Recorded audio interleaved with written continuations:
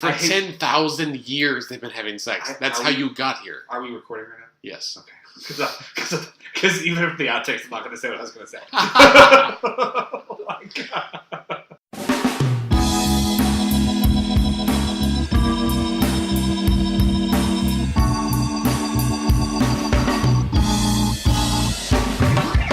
Hey everyone, and welcome to Let's Pod This. My name is Andy Moore. I'm one of your hosts. I'm joined by your other host, Scott Melson. What's up, dude? Hello, Dr. Scott. How are you? I'm great. How are you? Man, I'm delightful. This is weird. We're recording this without the music in the background, and I kind of miss it. I know. We'll add it in. The listeners, you'll hear it, but we don't hear it now. What's funny is that this is how we did it for like the first 9 months. Right. And only recently have we been able to do the music real time, and now that we don't have it, it's like something's missing. It's like when people first invented the wheel. How did they live before that? You didn't leave your iPad. You said you left it at home. Yeah. It's not in your old car. No. With your old transmission. No. Yeah, I got a new... My car went kaput, and I got a new one. What did you get? Tell everybody. I got an Outback. Yeah, you did. Yeah, because you also have an Outback. You did. And what color is it? It's blue. Not just blue. It's Outback navy blue, and I know that. It's not Outback navy blue. It's the same color as my Outback. Is it really? Yes. That's stupid. I put the Let's Fix This sticker on it today, though, so that's pretty exciting.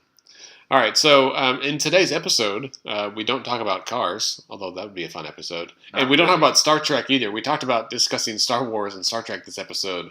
We should still do that we should. For the 7 really geeky listeners. But we got to have Ed on to do it. Oh, that's a good idea. Yes. That was tremendous. Ed, if you're listening, we haven't emailed you in like a week. It's been a crazy week. You're coming on the show, and we're going to talk about farming, tariffs, co-ops, yes, and Star Wars / Trek. Right. So in 3 weeks.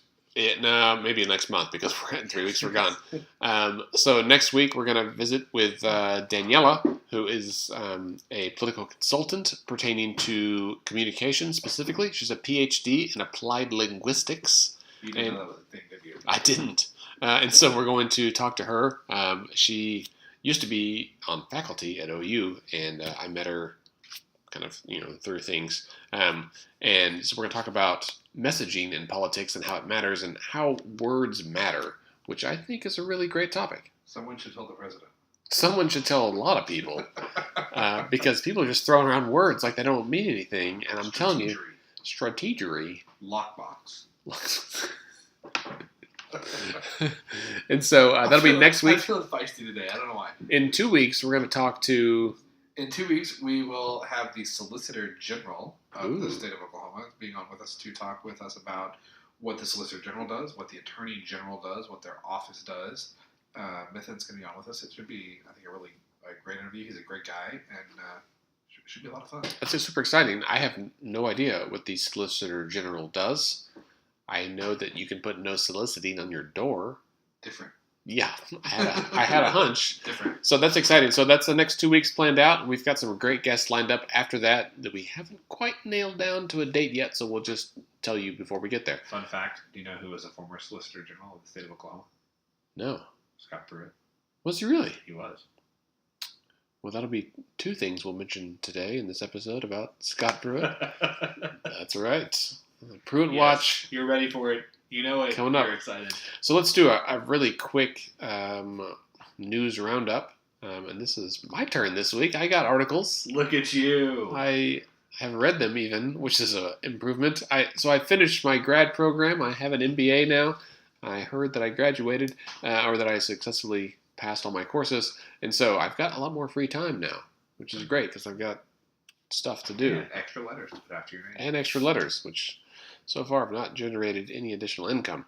But first on our list is this is still breaking news because it's breaking my brain. It's freaking bizarre. So the recreational marijuana petition that was going around, people were totally razzed about. Green the Vote was the group that was behind it. And they were pushing this anyway, but especially in response to the medical marijuana stuff. People were upset about that. It's still going. It's out there. You can submit for a license. They should be issuing the first licenses this month. So far, success.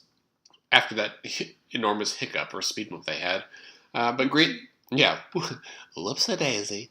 But this Green the Vote is pushing for full recreational marijuana, right? Smoke them if you got them. There's a legal how much you can have on your body, on your person, and your possession, whatever, and you can smoke it and eat it and do whatever people do with it. Wait. Do people do things with marijuana besides smoke it or eat it? Probably, I don't know, suppositories, is that a thing? It is with alcohol. I mean, what?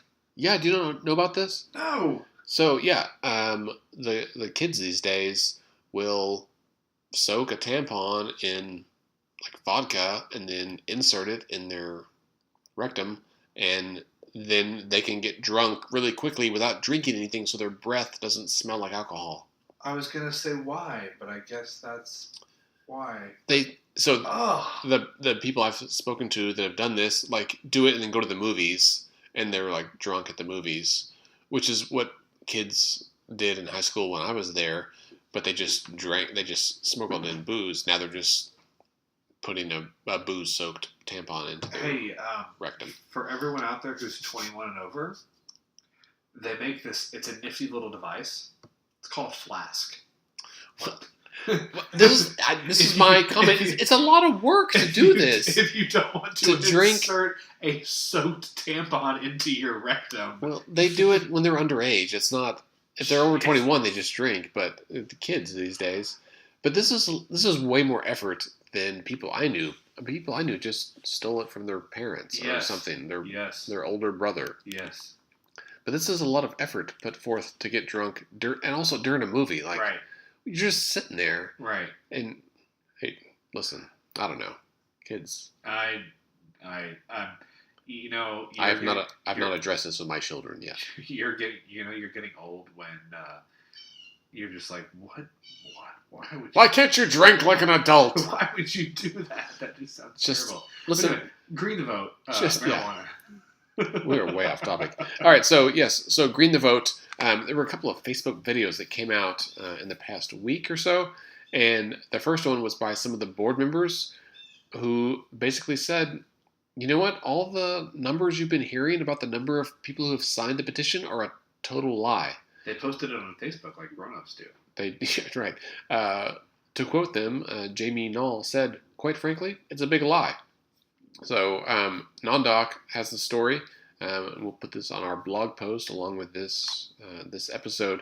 But yeah, they came out, and the director of Green the Vote, Isaac Cavanes, came back and said, like very late, like close to midnight, put out a video of his own with two other people and basically said, yeah, I sure did.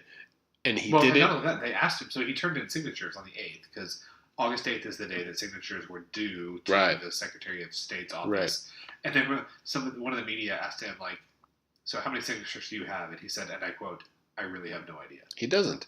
And so the whole deal was that and we'll talk about this more next week with Daniela, but the whole deal was he was afraid that that if he told people the number that he thought might be more accurate, it would be discouraging. And so he thought by inflating it and saying, like, we've got 120,000 or we've got 140,000, people would be super excited. And I think a lot of people were excited, but it may have backfired, right? So let's not get into it because that's next week's discussion. That's true. And I wonder, like, so what goes through your head? If I tell them that I only have 70,000 signatures, they'll be depressed. All right, fine. But what happens when you turn in 80,000 signatures to the Secretary of State, and then the Secretary of State is like, you have 60,000 valid signatures because we threw out 20, and then everybody's like, but you told us you had 150, right? Right. Like, I'm saying, well, next week we'll talk about this, that just because you think it means something doesn't mean the people that hear it think it means the same thing. So, children, if you're listening to Let's Pod This, 2 lessons so far this week. Number 1, do not put a vodka-soaked tampon in your rectum. 2, don't lie. It's one of those things I never thought I'd say out loud in my entire life. No lying. And no vodka-soaked rectal tampons. And don't lie about those. Yes. Also, parents, we apologize if you're listening to this in your car and your kids are asking weird questions. All right, so what's a rectum? Right, yeah. Darn near killed them. What's a tampon? That's also, yeah, the birds and the bees are a whole different story. Should we mark this one explicit? No, it's not. This is actual human, like, body parts. Yeah, I mean, I agree. You're a doctor. Yeah, it's medical science. Yeah. Don't do this. All right, so the second article I'm going to start adding this to my well child checks. You should. Also, your resume. Parents and teenagers, make sure they're not soaking vodka.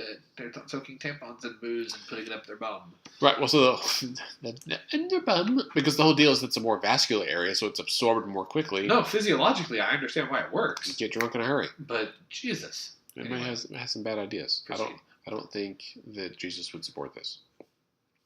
Also, that's literally putting new wine in old wineskins, if you know what I mean. Anyway, that's a Bible joke. All right, so from a Nazarene, indeed. All right, so in the New York Times, which is not a local news outlet, but I think that this is a very interesting article. So they had an opinion piece on July 30th entitled "The Maps That Show the City versus Country Is Not Our Political Fault Line." Scott, you sent this to me, and in this article, the author Colin Woodard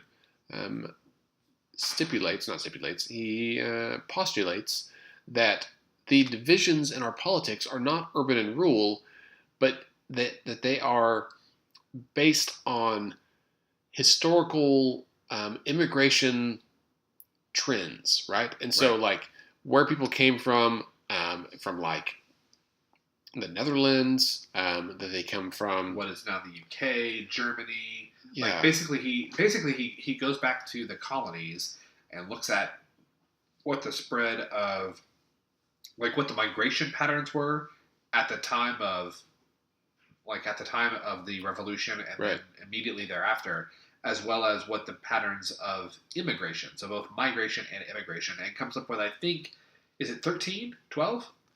It's been a couple of weeks since I read the article, but he comes up with a series of what he calls nations that, when you kind of divide up the United States according to these migratory and ethnic patterns, they actually plot really, really well with modern voting behavior. Right. So so Oklahoma is divided between two of these groups, but just barely. One is Greater Appalachia, which is basically West Virginia, Kentucky, the southern region of Illinois, Indiana, Ohio, the northern regions of the South. It kind of goes across St. Louis down, and then it includes most of central and southeastern Oklahoma, and then down into central and central western Texas, Lubbock, out that area, and most of the Panhandle.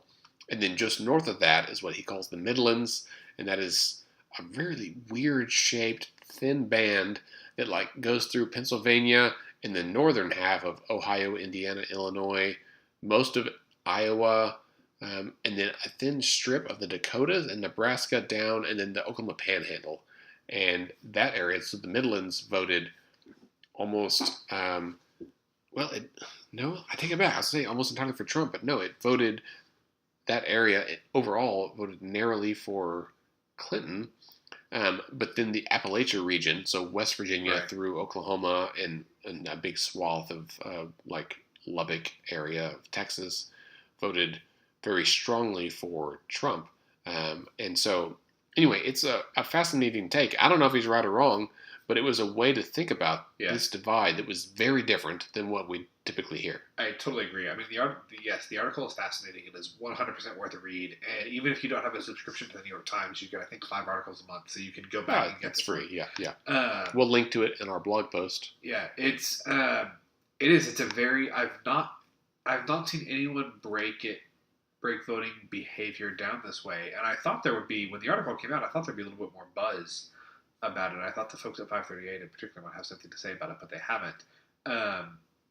But yeah, get on, take a look, read Colin Woodard, right? Read his kind of postulate and see what you think. He's a writer for the New York Times. Like, he submits pieces to the New York Times, but I believe that he writes for a newspaper in Maine. He's out of Portland, Maine, I believe. Could be. But the piece is absolutely fascinating. It's great, yeah. And then our last article for today. is about you-know-who. It makes me so happy. Pruitt Watch. It's back. Former EPA chief, former Oklahoma AG, Scott Pruitt. Can't stop making news. I like that you sent this to me with no comment. You just sent the article. And so I'm like, well, we have to include this. So the headline, this is on, I've got NBC News is what you sent to me. That's correct.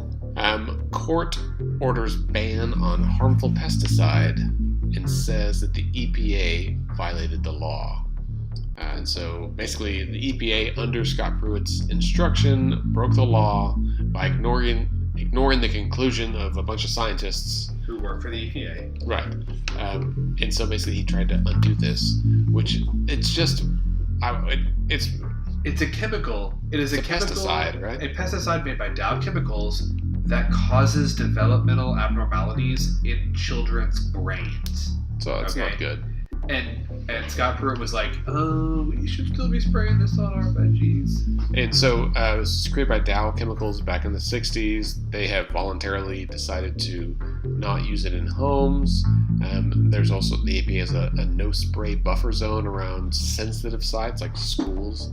And in 2015, the Obama administration proposed banning the pesticide on food, but Pruitt reversed that in 2017, basically taking the Dow Chemicals position and saying that it's like Dow was like, it's not that bad. I mean, it's fine. Your science is flawed. It's inconclusive. Well, so of course that the company who created it, their scientists said it's totally fine. Like your science is flawed, and then the rest of the scientists were like, no, this really jacked up some kids and ruined their lives and their parents, and this is not okay.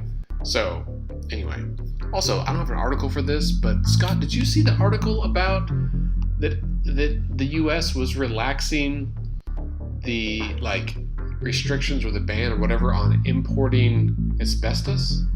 What? Yeah, so they were like, well, we're going to relax the thing. Asbestos isn't that big of a deal. We're one of the few countries that still allow asbestos. Fun fact, do you know which country in the world exports the most asbestos and which one we import the most asbestos from? China? I don't know. No, Russia. Oh, good. Good to know. Russia. So I was like, Nice. why does asbestos even matter? We've got better. Oh my god. I would say that's a coincidence, right? Just have a quinkity. Coincidence. Hey, do you get Bob's number? Bob. Mueller. I don't have Bob. No. Sorry. Someone should tell him about this. Someone. Hey, listen. Mueller. Hot tip. Mueller. Hot tip. Mueller. That's just asbestos. Really? So we're It putting was such a random thing. We're putting tariffs on aluminum, steel, and soybeans, but we're going to allow increased imports of asbestos? Your iPhone costs more, but cancer is free, my friend. You can. It's an express lane for that stuff. Oh my god. All right. Anyway, hey, now that we've got all that out of our system, the last half of our episodes of this week is going to be a really great interview with State Senator AJ Griffin, who's a public servant in several regards. She'll tell us about her history running a social services and mental health organization, and we want to get kind of a post-mortem on her experience in the state legislature. She was pretty vocal about this while she was in, especially towards the end during all of those extra special sessions. And so it's a treat for us to talk to her and get her insight into her experience there. Great legislator, great person, a lot of fun to talk to. Really grateful to her for coming on the show. That's right. All right, so let's take a break. When we come back, Senator AJ Griffin.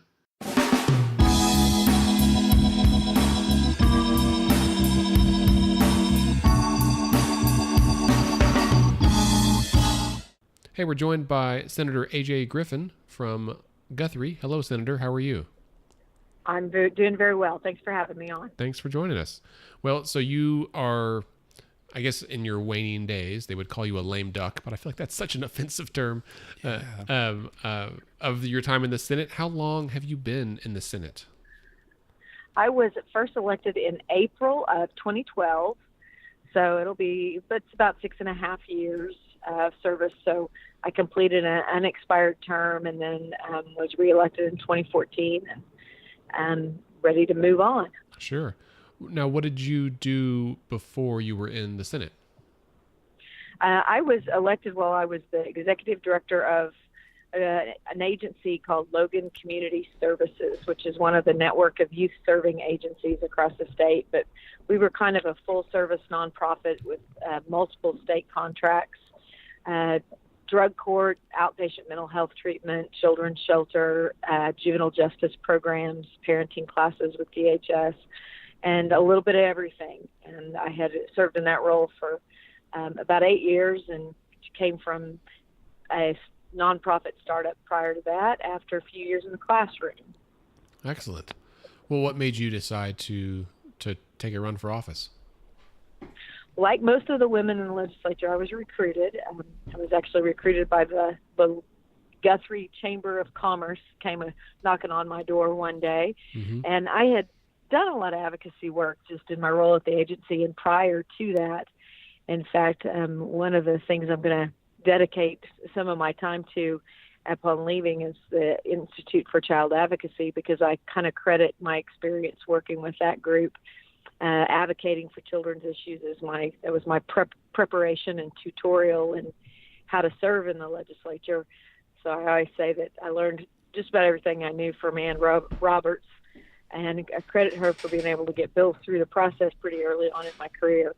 Sure, I know Ann pretty well, and she's just a delightful, wonderful person, and I've never heard anyone say anything different than that. Yep. And she's great, and she is one of my mentors in service, that's for certain. I totally understand. And OICA, I mean, aside from being a great organization, I think Joe Dorman, I can say he's a friend of the pod, although I don't know if he's even been on yet, has he? He's not been on yet. It's been a scheduling conflict several times to get him on. Text him.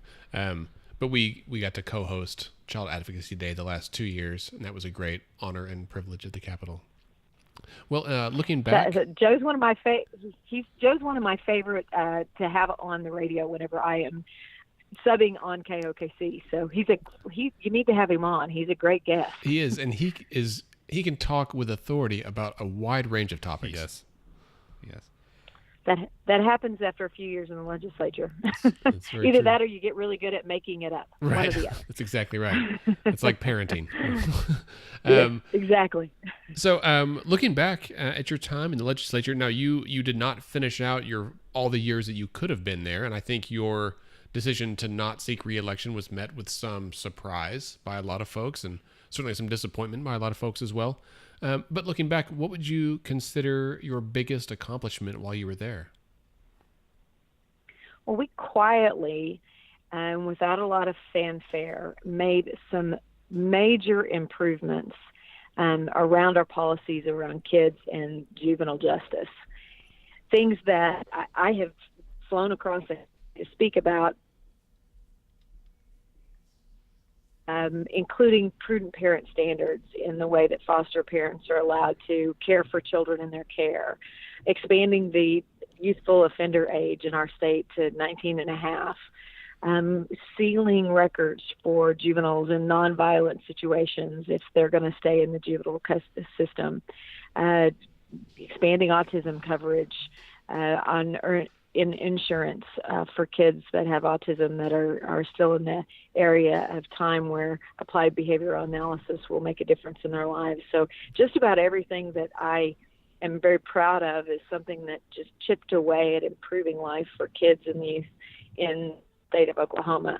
And then we made some major advancements around the mental health area as well, including assisted outpatient treatment in the repertoire of things that judges can do to intervene with individuals that have mental health issues, and of course just ensuring that the criminal justice conversation kept moving forward. And because if you're a mental health advocate, you that's something that's very important to you as well. So a lot of things that if you look at the vote count, they look like they were easy, but we're making slight adjustments here and there and trying to steer a clearer and better path for kids and youth and struggling families in Oklahoma. That's right. Anything that looks like it was easy to pass is because there was an immense amount of work that happened before the vote. Yes. Well, and you have to, establish yourself as an expert so that, when you put something forward, your colleagues trust you, to have done your homework, and to know it's a good thing. We had a bill this last session that on the surface, it's something that I couldn't have passed in my first couple of years because it just didn't have the established credibility. But it changes the way that we handle drug-endangered children. So these children that are born with drugs in their system, a first instinct has been to, be mad at mom and to take kiddo away and put kiddo in DHS custody and mom in jail. And we now know that that's really not the best course of action. Science tells us something differently. But that's something that, after you've been in long enough and people trust you, when you try to do something that's a big swing and say that we're not going to immediately remove those kids, we're going to treat mom and kiddo together, and we're not going to put mom in jail, we're going to offer an opportunity to parent her child. If you try to do that in year 1 or 2, it's a heavy lift. But when you've been working on those issues for 7 years and people trust you, it passed without any questions and very little debate in committee. And if you look at the vote count, it looked like it was overwhelming and easy. So that's one of the things people don't realize whenever they go to the legislature, that it takes a little bit of time to be able to do things that are hard. That's right. And I just want to say, as a mental health professional myself, this is one of those subtle ways to know that someone's a real deal is when they use the word kiddo. Yes. Everyone I know that uses that are therapists, social workers, people who've worked in the field. And that's like, as you were saying, I was like, this is our own language, not that I'm sharing with our listeners, but pediatricians.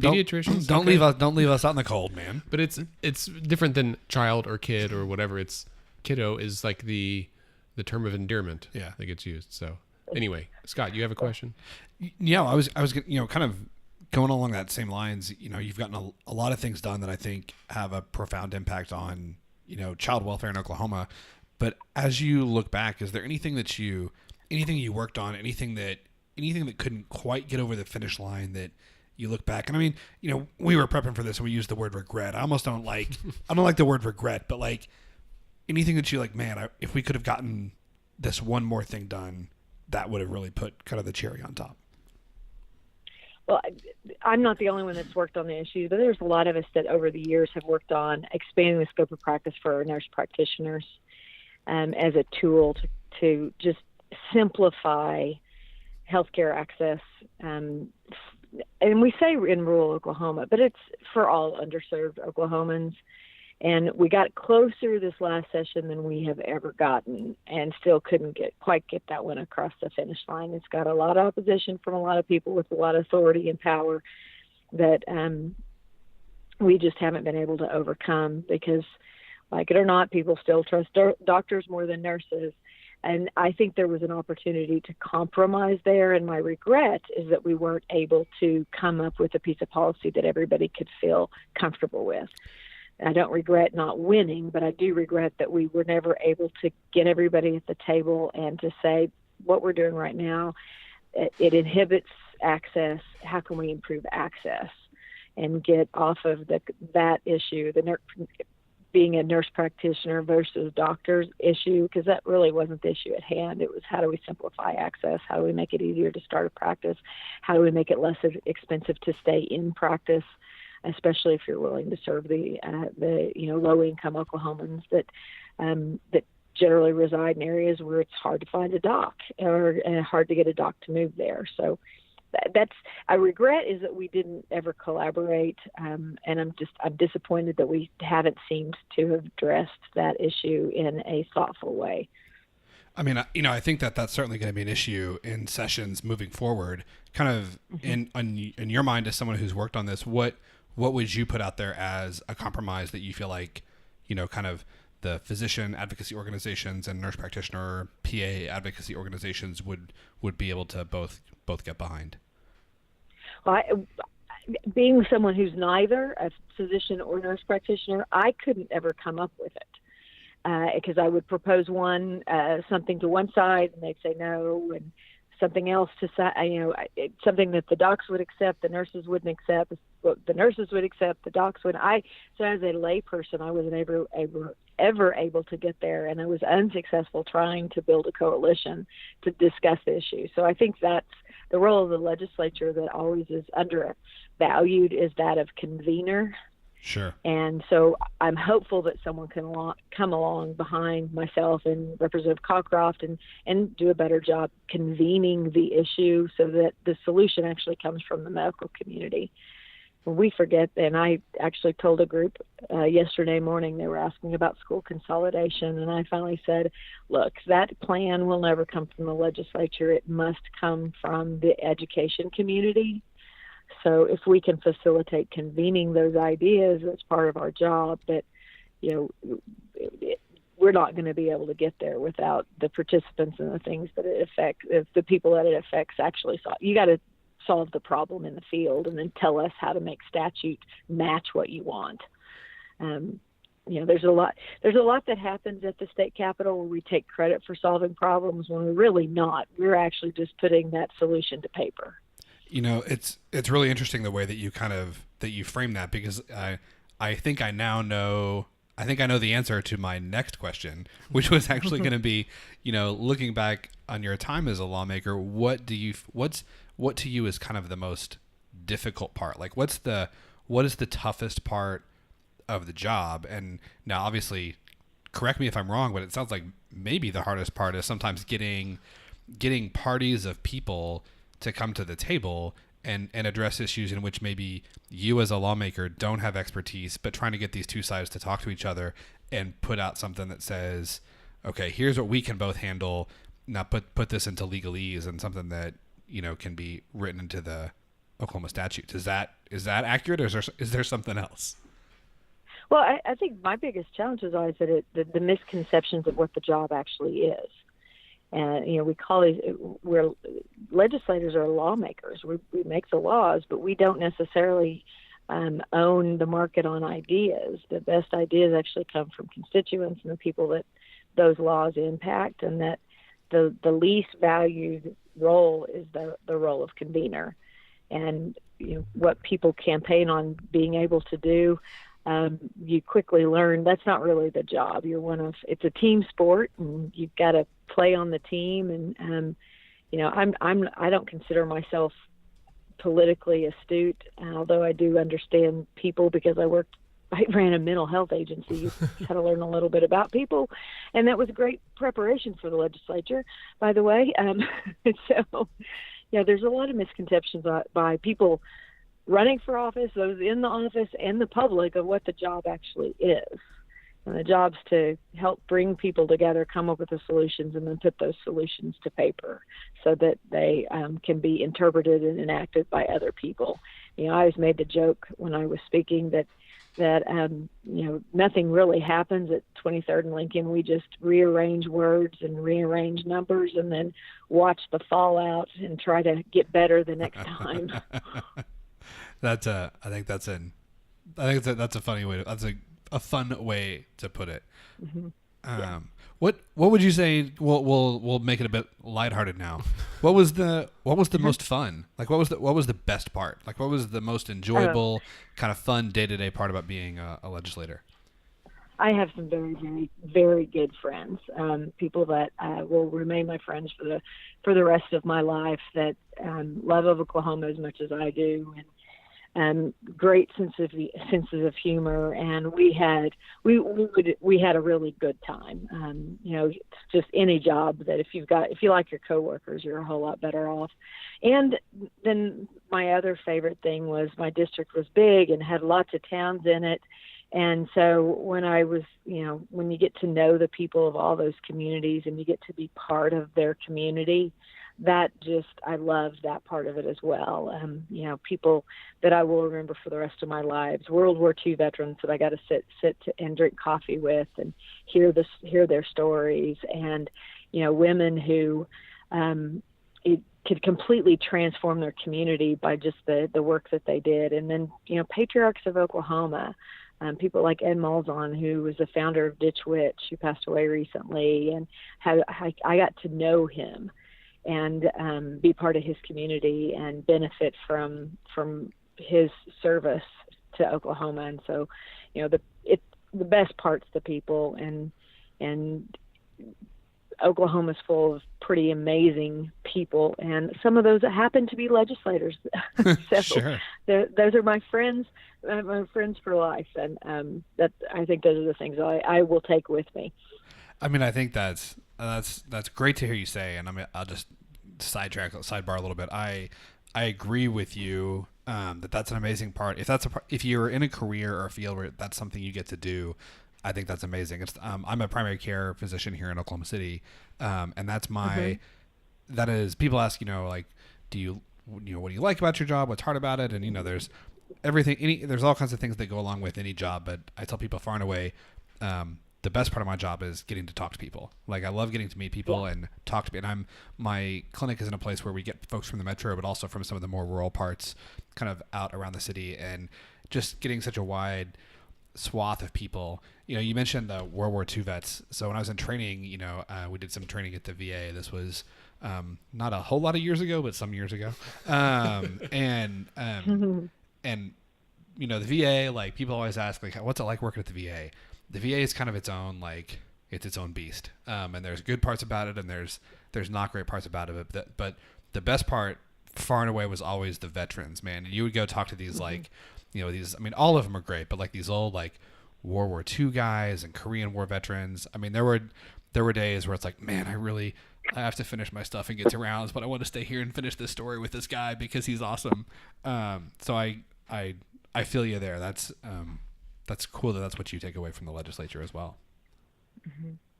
It's service. I've always been a community person, and that was the best part. And it's a neat situation to be in, to the people that you get to know, to know everybody from the governor to Peachy, who does the mail in the Senate, who's one of the most amazing people I've ever met in my entire life, and everybody in between, and so that even the people at the Capitol, the staff are pretty phenomenal, the sergeants and the porters and our Senate staff that are still there. And we come and go, public servants come and go, but they're there, and they're really the part of the clock that keeps ticking. We're just kind of the window dressing many times. We've been toying with the idea of doing a series about the sergeants, because as a just as a regular person who comes up there and sits in the gallery, like, they are some of the most visible guys, always getting on you if you, like, hover above your seat just an inch, or if they think that you're taking video of what's happening or whatever. And I'm just full of intrigue about their histories, and the little tidbits of stories I've heard make me more interested in finding out more about those guys. Well, any Oklahoman would love to know Bob Craig. He's the head sergeant in the Senate, and the man has stories of great value when it comes to Oklahoma history. There should be a chapter in Oklahoma history books called Bob Craig. Nice. I'm about to go meet him. It's funny because I haven't, recently, most of the drama, if you will, has been on the other side of the rotunda. So I've met that's not just recent. I think that's always. Most of my time in the gallery has been on the House side. So I've met some of those folks, but we'll have to get over to the Senate side and meet Bob, get him on the show. Yeah. Yep. So we've talked about the good, the bad, and the ugly. What led you to decide to retire now? Well, lots of reasons. So, you won't get anybody who's been serving who says that the last year and a half has been fun. I think most of us have a little bit of PTSD from the 2 special sessions and the fights and the challenges that we eventually were able to overcome to a certain extent. But for me personally, I am like to get things done. I have had 195 pieces of legislation signed by the governor in my tenure. Wow. And felt very comfortable with the amount of work personally I was able to get done. And just really thought, for me, I never really planned to go into politics and stay a politician forever. I've looked at it as something to go do for a while and then return to, your real life. And that's kind of what I chose to do. The time was right for me, and I'm about to have 2 kids in college, and you do eventually need to make a living. Right. And so, they were going to cut what was amounted to a pretty good chunk of tuition out of our salary. So, and regardless of what people say, the way that I did the job in the Senate is a full-time job. So there was a day and a time when I think you could do it and hold down, your full career. But the devotion that I gave to the district it became all-consuming for me, and so decided that if I could not do it that way, I wasn't going to do it at all. And pleased found there are 2 great guys running for my seat, and my district will be well served by either of them, although I'm supporting the Republican, which should not surprise you at all. Yeah, that's funny. Well, and, I think a couple of thoughts there. One is that when you look at the duration of tenure before and after term limits were passed, it turns out that people only served 10 to 12 years before term limits. And then once term limits passed, there was a spike where everyone that was in office just hung on as long as they could. And now it's drifting back down so that folks are staying 6, 8, 10 years and not necessarily staying the full 12 years that they are permitted under law. And so this idea, and I've tried to put this out there with our listeners and with the other folks that follow Let's Fix This, is that, it's easy to say, vote those people out, but by and large you have, or they've termed out already. And the people that are there now are not the ones that may have caused the problem that you're upset about. So let's not throw the baby out with the bathwater. Let's find out where responsibility lies and talk to folks and find out maybe who's there now is responsible for fixing the problem that was there that they inherited. That goes both ways. Well, and I think that 10 years are going to get shorter and shorter. I believe this is in the day of social media, where if we go back 25 years ago when you're serving in the legislature, people they saw you at church, or they knew where your office was, or maybe they might have your home phone number.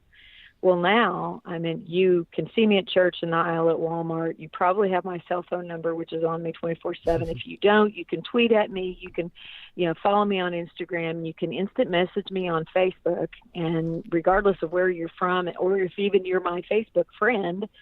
And so and then of course, don't mention the hundreds of emails a day that we get during session. So the job, just because of the access that elected officials have to the public, and the access the public has to the elected official, has gotten huge. Yeah. And you're still expected to be at all the chamber dinners and speak to the Lions Club and be seen at the 4-H banquet and all of those things. So the job has grown significantly, and while the issues have gotten more complicated. So I am concerned, and obviously the trend that we're seeing in Oklahoma is shorter tenures and more turnover, but we're not unique. We're not an outlier. We're seeing that in state legislatures across the country, sure, even in states without term limits. Sure. Well, and I think it's a great point, and that it's great that never in history has a state legislature been as accessible as they are now. But that does mean that it's a lot more work. And I think, to your credit, in my opinion, you are one of the legislators that definitely served with a statewide mindset, and that you came to this saying, I want to make the state better, and you've worked towards that. And you said 197 specific legislative ways, and so one of your former colleagues, Oklahoma City Mayor David Holt, he and I were speaking at an event last year, and I was kind of talking to him offline about it, and he said it was in January. I think it was on Inauguration Day of last year, actually, and he said he was talking to some colleagues about asking them, well, what kind of legislation are you filing this year? And several of them replied that they weren't filing anything. They weren't proposing any laws. And he just looked at him like, what are you even doing here, man? Like, if you're not going to even propose any laws, like, they're like, well, I just going to show up. And so I appreciate that has not been you. No, that has not been me. I've been very busy, very engaged, got a lot done, and hold on a second, I just walked in somewhere, and you may hear some background noise for a second. And, you know, if I'm going to be there, I'm going to work, and I found the work, the policy part of the work, I very much enjoyed working on policy and reading policy and participating in the process. And I would have never, my conscience would have let me just take up space and vote. Right. Well, and it's, you know, it's funny. There's people that just want to punch a clock no matter what the job is, right? Ain't that the truth? Yeah. Oh, yeah.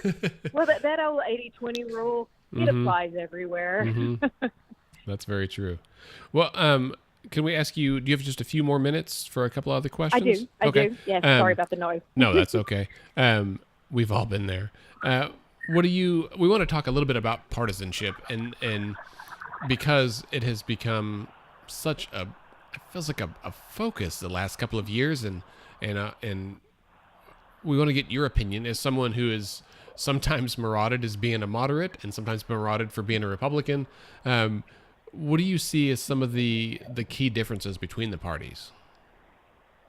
Well, you know, in Oklahoma, it's funny. We've got Oklahoma Democrats that would be Republicans in other states, right. Because this is kind of the way we approach. I do think this state, I've seen a shift where we've really been kind of a center-right state, and we got farther right with the growth of the Republican majority.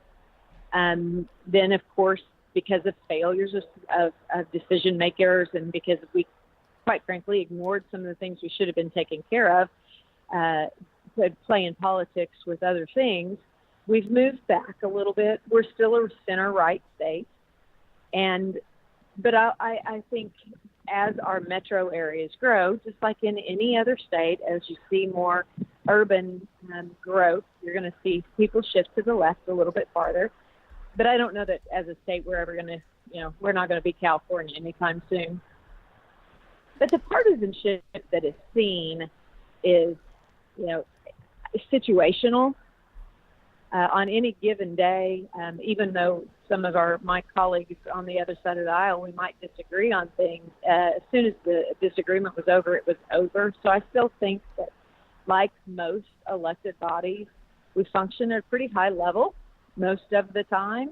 And then there are those things that are going to be divisive just because of, you know, this is a two-party system and we're going to have differences of opinion.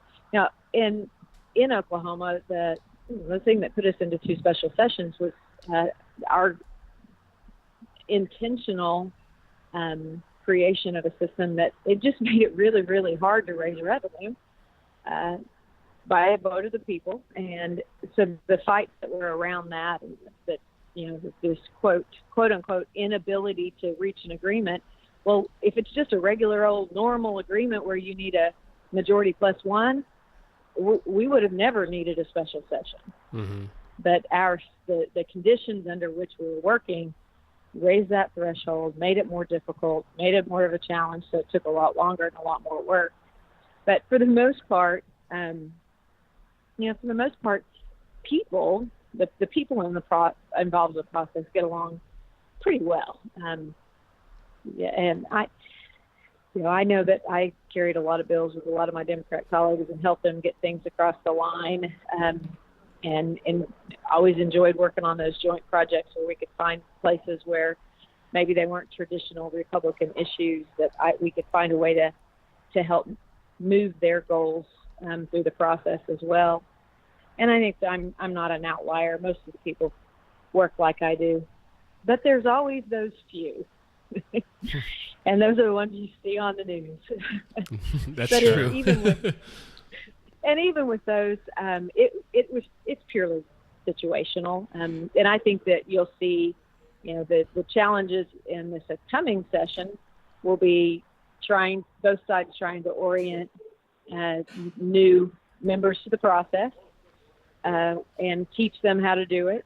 And it'll be up to leadership to make sure that the decorum of the bodies are maintained and that they set the stage for at least, if not agreement, at least consensus as often as possible. You mentioned that, like when you have the requirement to get like a supermajority as opposed to like a 50% plus one, that makes it a lot more difficult. But I'm curious, do you think if the houses were split where the majority was 52 and the minority was 48, as opposed to the majority being like 73 and the majority being 27, do you think it would be harder to get to that 50% plus one? Like, do you think there would be that same level of, like, then would everything face the same kind of challenge that we face to see revenue increased? No, I don't know that it would be that much different than it is now. I mean, if you look at the votes, the vast majority of what's done in both chambers is either unanimous or pretty darn close. Sure. Good policy is generally good policy. I think that the skill of the leadership in setting everybody up for success so that you've got the right committees and that the committee process works is important. And then what I always tell Oklahomans, we can get all wrapped up in R's and D's and numbers and majorities. How about we just elect a bunch of people that are problem solvers and care more about Oklahoma than they care about themselves, and then it won't matter. And so the partisanship the little bit of partisanship you see at the Capitol has also been amplified at the ballot box. Sure. And when people will vote for someone just because of their credential as a party member, I encourage voters that if this is a problem solver, then that should be your guy or girl if they want to solve problems, because they're not always going to win, and even whenever you lose, is like you want to be getting better. And there were some times in the last couple of years when I think we lost our focus and we weren't working to make Oklahoma better. We were just trying to win or to lose. Sure. And not trying to win and not to lose. Sure. 100%. I think yeah, I would agree with that for sure. I'm curious and this is maybe more of a like philosophical question. I don't know. What makes you identify as a Republican as opposed to a Democrat? Like, why is that your kind of party identification, and that's the side of the aisle that you fall on? And it's really, and here's one of the places I will tell you, because I get accused of being a moderate all the time because I'm not hardliner on several things, and because, partially because I can do math, and right. so I understand things like, a Medicaid work requirement is just cost shifting from Medicaid to 100% unreimbursed care for emergency rooms. God bless you for saying that. I said it on the floor. Yes, Nobody you listened. did. Well, a few people listen. So, we math listened. is hard. Math is But I identify more as a Republican because even as someone from a social services background, I tend to believe that our government solutions should be last options, not best options. And, things like I oppose getting rid of a jury to terminate parental rights because I want to limit the power government has over families. But on the flip side, I also think if you're hurting your kid, we're going to take them. Sure. So those things that kind of that balance, I am pro-life because I think in this day and age with the technologies that we have, we really shouldn't need abortion any longer. We should have a thriving economy where single women can raise children on their own, and we should have ready access to the plethora of birth controls that modern science makes available so that we don't need it. I really kind of consider myself a pragmatist, but with a conservative slant, that I want to make sure that government's control over each and every one of us is as limited as possible. That's why some of the hypocrisies in the Republican Party I would tend to kind of go away from. The unnecessary attacks on the LGBTQ community always drove me crazy because I believe in personal freedom and in choice, and in that government's supposed to not interfere with your personal choices if you're not committing crimes. And then we would have a platform that was completely flew in the face of that. So from a Republican standpoint, I am truly a conservative, but I'm probably more considered a quote unquote modern day conservative. I think many of my views are probably closer to some of the conservatives that are in their 20s than folks that are that are older than that, like myself. I'm not going to tell you how old I am. Right. Well, and, I was talking to a member of the House that's a Republican, and he said he considers himself a classic liberal Republican. And the people that people turned around because when he said that, of like, is that a thing? And so, but I think he meant the same thing, that it's different than our grandparents' Republican Party. Right. Yeah. Well, and I think too, Mike Turbin calls me a progressive, and I look at him and I'm like, you're trying to get me in trouble. Right. He says, I mean that as in someone who understands how you get to progress. Although I would actually, okay, I'll take that. I would even say, I think that I have no idea how old you are, and I'm not going to venture a guess, but 29 I think is the answer you want. I think you're right. I think that you're probably Republican. You're close to maybe some Republicans in their 20s. I also wonder if you're close to some Republicans that are in maybe their 70s or 80s. I think, and I'm not myself a Republican, so this is me from the outside in, but I do think that certainly nationally and even locally, the Republican Party today looks different in a variety of ways than it did 40 years ago or 60 years ago. Oh, sure. And I think that there are some things that are maybe really important to the party now that were not nearly as important to them then. And I wonder if maybe that's kind of the vein in which you run. I would think so. And, we also kind of lost as a state. We were elected as a pro-business. Many of us ran in pro-business, and we're going to, make it easier to do business in the state. And we're going to ensure that we have an environment where businesses can thrive. Well, you can't do that and then turn around and say, but we're not going to build anything for 3 decades. And we're going to completely abdicate our responsibility for training the workforce because we don't treat education like we should.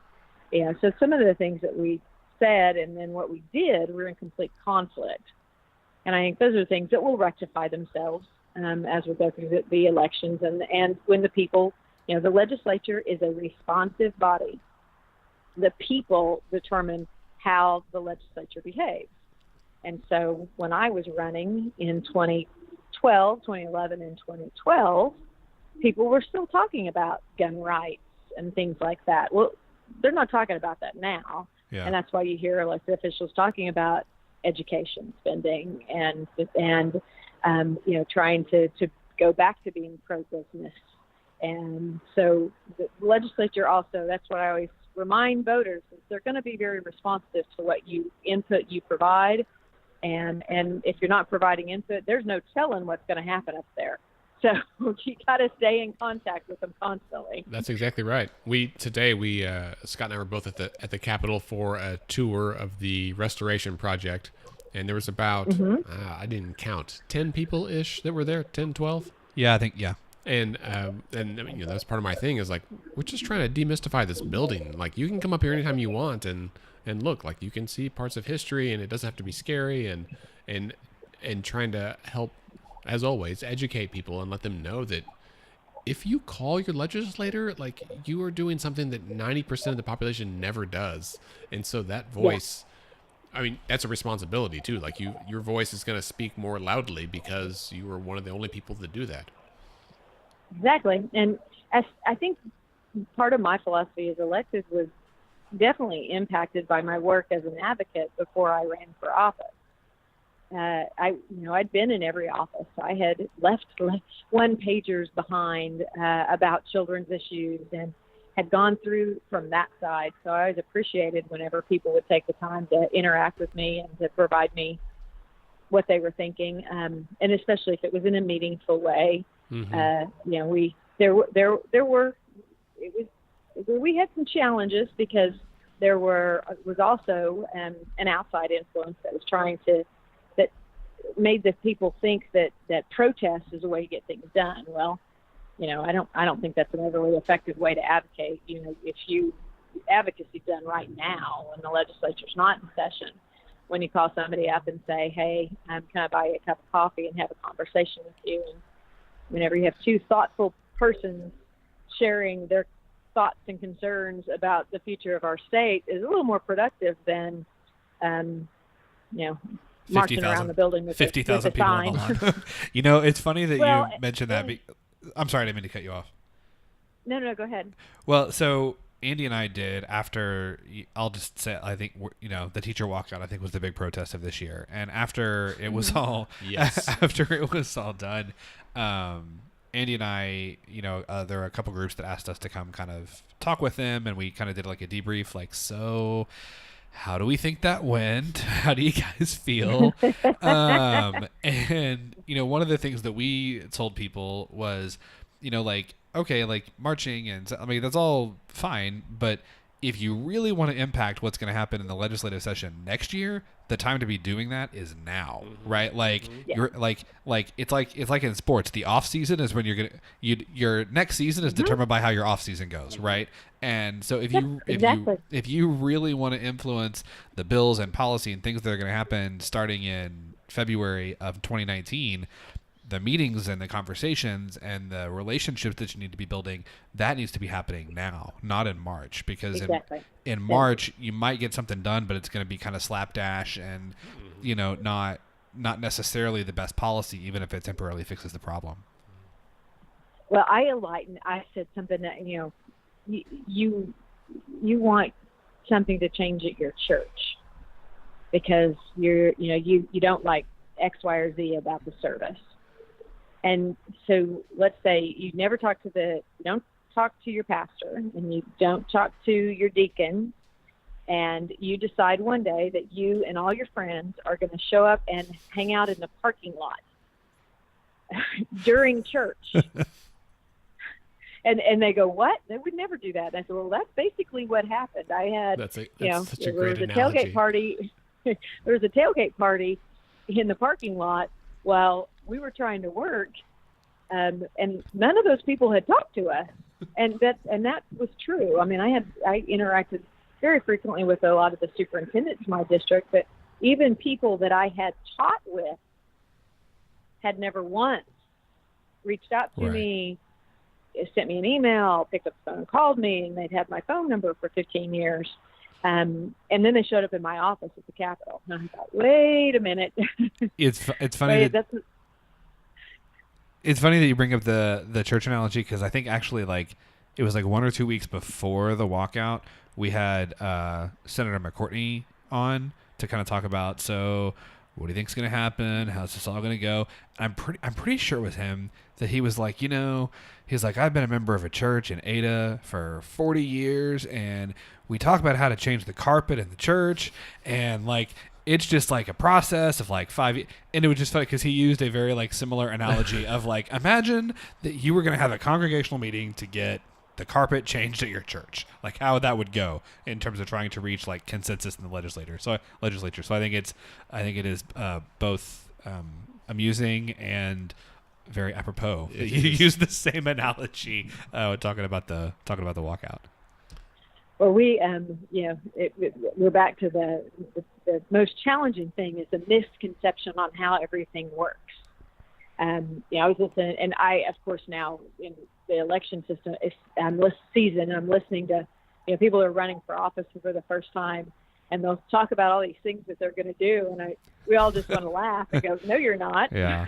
That's not how, because some of it is, I'm like, you can't. When we've got people running for governor, that what they're going to instruct the legislature to do, and I'm like, yeah, that's not how that works. Right. Or, good luck with that. Yeah. It's just like when you're running. The Attorney General candidate. Right. Yeah. The Attorney General candidates that are going to instruct district attorneys. I'm like, yeah, nope, good luck. Yeah. That's not how it works. Not how that works. They don't work for them. But it's exactly. like when you're running for student council president, in junior high, and you're like, I'm going to bring back snack machines. It's like, that's not your decision at all to make, but that doesn't matter, right? And this is the problem, is that voters vote on that stuff. They vote based on that stuff. They vote on the idea. Like, well, I like that he or she says that. And what we're trying to say is, like, that stuff doesn't matter. Like, let's listen to what they can do. Right. And to try to educate voters to know the difference between what a candidate can and cannot feasibly do in their tenure. Like, we're all about hope and change, and we want, a better Oklahoma for everybody, but, like, you can't do all that stuff. And so you got to have some passion, but you got to have some reality as well. Well, and you have to understand too, I mean, to kind of what you alluded to earlier, Senator, that, and you said this too, Andy, people tell us all the time, like, well, I just want to vote this person out. Okay, first of all, well, you can't just vote against them, right? You have to vote for someone else. For somebody else. And if you're going to vote a new person in as opposed to your rep or your senator who's been there for 8 or 10 years, I mean, that's fine, but the freshman that's going to come in is going to have a lot less gravitas, a lot less credibility, a lot less pull. They're not going to be a committee chair, right? Like, so you could try to build a relationship with that person that already represents you and understands how to pull the very, like, complicated levers of government, or you can just say, I'm going to vote for this other person who decided they were going to run because they were upset about something. Yeah. It's interesting that you mentioned Senator McCourtney also. One day he texted a group of us and he said, hey, I'm sitting at a candidate forum with a couple of people running for the first time. Please tell me I didn't sound that dumb when I ran. To which we all responded, yep, you did. Right. That's right. We need to have him back on to talk about this whole medical marijuana thing. He's done a great job heading up that the joint task force. He is a bright, shining star, and part of the reason why I can leave with a clear conscience and know that the people of the state of Oklahoma are in good hands. He's a good dude. Well, Senator, do you have time for one, maybe 2 more questions? Sure, keep going. So this first one. This is a, I don't want to call it a softball, but I'm really excited to ask you about it. So my wife is a licensed clinical social worker. She works. So is my wife. It's true. It's true. we both married up. They're different women. Yes. My wife, Ashley, she works with an agency here in town that does foster care, adoptions. They do, like, foster care support. They work with therapy for families with foster kids, and she's been in that part of, I guess, the industry, if you would call it, that part of health services for kids for probably the last 6-7 years now. And in that time, because I'm married to her, I have become much more familiar with something called trauma-informed care. And what it means for, a pediatrician or a judge or a social worker or a therapist or whoever to be trauma informed, and how important that is. And you and Representative Carol Bush this last session had a bill creating a trauma informed care task force, right? That exists to make recommendations for DHS. And the question is this. Can you please tell all of our listeners what trauma-informed care is, why it's so important, and what your task force is going to do? Well, the things that we have learned over the last decade about the brain and the impact of trauma on brain development through a study that I hope many people are familiar with, the ACE study that tracks adverse childhood experiences then looks at the long-term health, both mental health and physical health of an individual based on how many instances of adverse experiences they have as children, has taught us that when we make decisions about everything from how we, who we place children with, if they have to be removed from their home, to the training that we should have for our pediatricians and our nurses and our frontline workers and our DHS caseworkers, that all of those should always be wrapped around what we understand about trauma and the developing brain. And so the task force, which because of my departure will be actually headed up by Senator Greg McCourtney and Senator Kay Floyd, with the help of the Oklahoma Institute for Child Advocacy, will look at how do we infuse this new science into our decision-making processes for children in education, in child welfare, in juvenile justice, in healthcare, and in the community as a whole, and then make sure that all of the people along the touch points of that kid's life understands trauma and make decisions informed about its possible consequences. We talked earlier about the way that we're going to change, how we deal with children that are born with drug affected because of what we now know on the brain science, and that kids actually fare much better if they're not, they don't suffer a subsequent trauma by being removed from their caregiver that just gave birth to them. So the decision-making process must be trauma-informed, so that people need to understand how that brain is impacted by trauma and how it should impact the way that we make decisions. I think that's my 5-minute spiel. That's so important, especially because, the ACEs study, we learned about when I was in medical school, and then we talked about it again in residency. But I think what you're hitting on that's new is, 10 years ago, 15 years ago, we knew that if you had experienced, for instance, how like 3 or 4 or 5 or 6 of these different adverse childhood events, we know that means that you're, like, in terms of your medical health, like, your life expectancy is lower. It means your likelihood of being incarcerated is higher. It means you're much more likely to suffer from certain chronic health addictions or health problems. You're much more likely to be a smoker. Like, we knew all of that. But I think what's new is this understanding that, one, how early those traumas can occur, and 2, understanding how profound the impact is of those things on neurodevelopment and how that impacts attachment and child behavior as they grow.